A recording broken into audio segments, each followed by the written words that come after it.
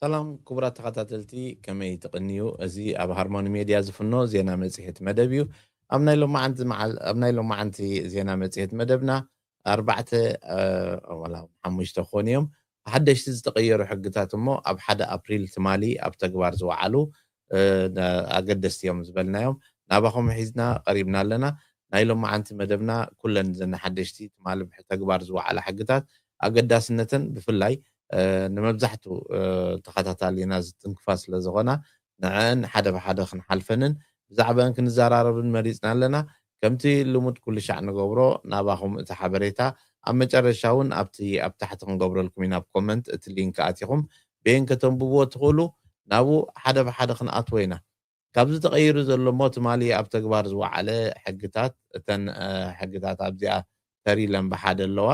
كاريوكم حدا ابريل 2026 اب تكبر زاتوا حدا اتي نايفابي بورد اوف بان مالتي زي قلعه اب غزات تتصلي وما قلعه حس كان توعيلكا بورد اوف بان زي قد محجي اوشت 30 اوشت 9 معالتي سقعت 9 معالت خملكت زكال زنبره حجي حصيرهم مولو اذا انت خوينو اب 30 معالت خوينو 30 معالت مالتاي مالتي نسبات نخطنقومو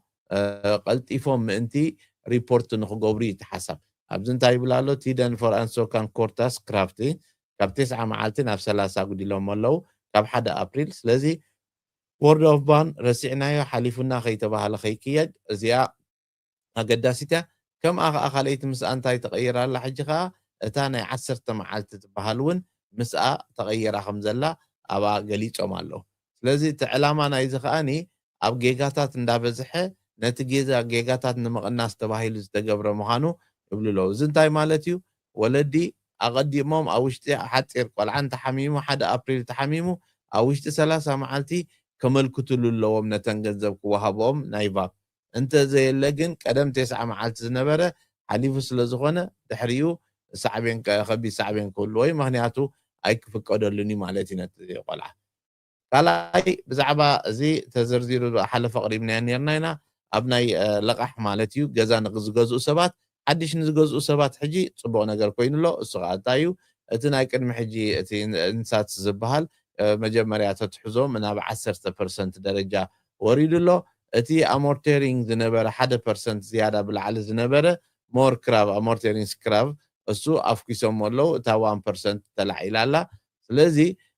እዚአን ካልእ እውን ኢንዲቴይል ብዛዕባ እዚ ምናልባት ካልኦት ዝገለፅዎ ብዙሕ ክህሉ እዩ ወይ ኣብ ቀፃሊ ክነቕርበልኩም ንኽእል ኢና ጥራሕ እንታይ እዩ እዚ ናይ ተቐይሩ ዘሎ ሕጊ ሓደ ካብ ውሱ ምዃኑ ክትፈልጡ ከድሊ እዩ ሳልሳይ እቲ ናይ መግቢ ሞምስ እቲ ሞምስ ንብሎ መግቢ ክትገዝእ ከለካ ኩሉ ሻዕ 12% ሞምስ ነይሩ እዚ ሕጂ ካብ 12% ናብ 6 ወሪዱ ኣሎ ኣብ ተግባር ዝወዓለሉ ከዓ 1 ኣፕሪል ትማሊ ኮይኑ ኣሎ ማለት እዩ እዚ ከዓኒ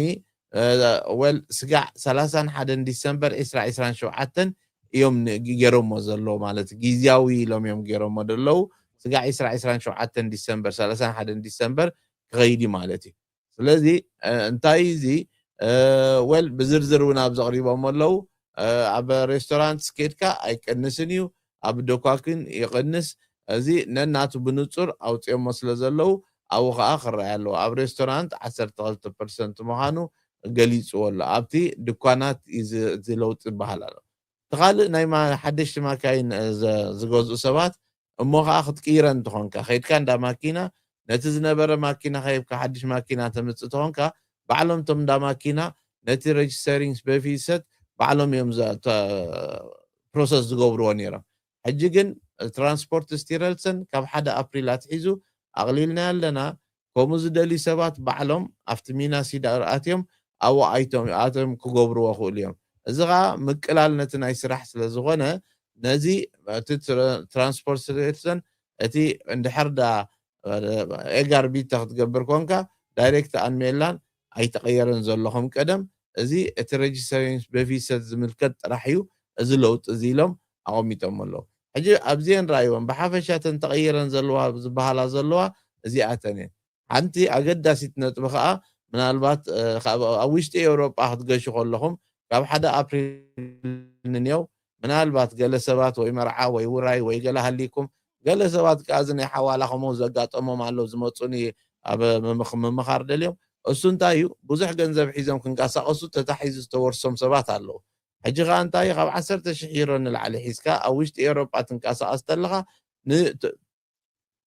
ንጉምሩክ ናይዚ ዓዲ ቱልበርከት ከተፍልጥ ከድልየካ እዩ ኣብ ውሽጢ ኤውሮጳ ካብ 10,000 ዩሮ ንላዕሊ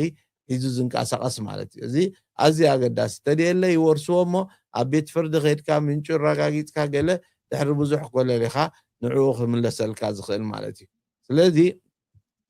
እቲአን ንብለን ዘለና ኩለን እዚኣተን ካብ 1 ኣፕሪል ኣትሒዘን ኣብ ተግባር ውዒለን ዘለዋ ሕጂ እንታይ እዩ ሰብ ኣትሊስት ኩሉ ሻዕ ንብሎ እንታይ ድኽወን ደሎ እንታይ ድቕየር ዘሎ እንታይ ሕግታት ሓድሽ ይመፅእ ኣሎ እንድሕር ዳ ደይትፈልጥ ኮንካ ኣዝዩ ኣብ ሽግር እንዳኣተኻ ኢኻ ትኸይድ ኩሉ ሻዕ ብዙሕ ግዜ ዝመፀና ኣብዚ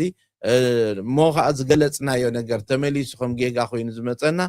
እንታይ እዩ ምናልባት ሕጂ እውን ደጊምና ክነሪአኩም ቅድሚ ሕጂ ርኢናኩም ነርና ብትግርኛ ብቋንቋና ከይተረፈ ዘዳለውዎ ሓበሬታ ዘለዎ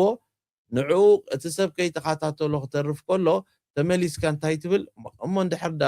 ብቋንቋ ደረጃ ኣዳልየሙልካ ከለዉ እቲ ሰብ ነቲ ብቋንቋ ተዳለዎ እውን እንድሕር ዳ ክጥቀመሉ ዘይክኢሉ